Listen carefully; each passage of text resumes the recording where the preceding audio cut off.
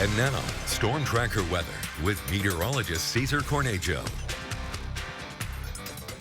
Winds are a bit on the strong side for parts of the lower Snake River Plain for us this morning, and even eastern Magic Valley, where we're seeing wind speeds of 23 miles an hour over in Pocatello, 12 in Burley, 16 in Twin Falls. We're also seeing some winds over towards the southern parts of the Central Mountains, Stanley, Haley, closer towards the upper single digits, and some over in western Wyoming. A little bit of breeze for everyone this morning, and it's a bit on the cold side also. We're seeing that temperatures are very chilly for most of the western Wyoming area, also upper Snake River Plain, also for the upper Snake Highlands. But as we go down towards the lower Snake River Plain, a nice little warm up as we still have some of that southerly southwesterly flow still making its way in, bringing in some warmer air for us. Also some 20s over for the Central Mountains.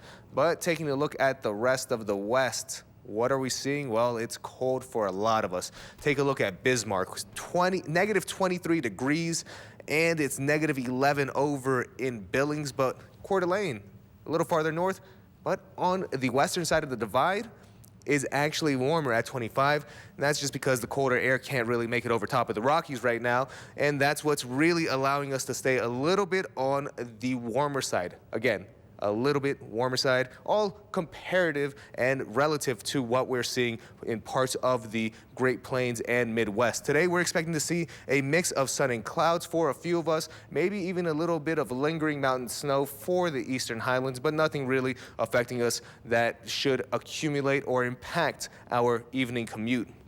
We are going to see that temperatures remain around the mid-20s, also going up to the mid-30s for a few areas in eastern Idaho and western Wyoming. Winds will be a little bit on the strong side, but nothing like this past weekend where we had wind advisories being issued because of how strong the gusts would be. As we take a look throughout the day, it really remains on the calm side for us.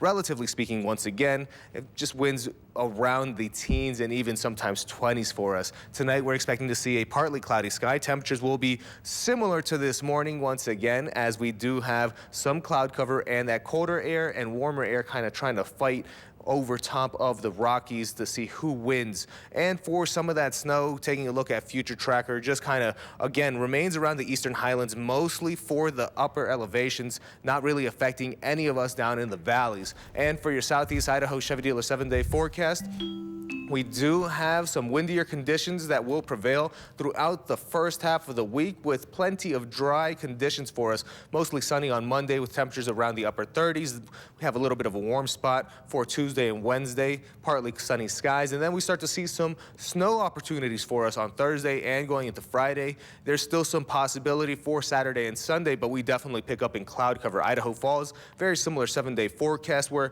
we expect to stay around the freezing mark. Temperatures, again, around the freezing mark.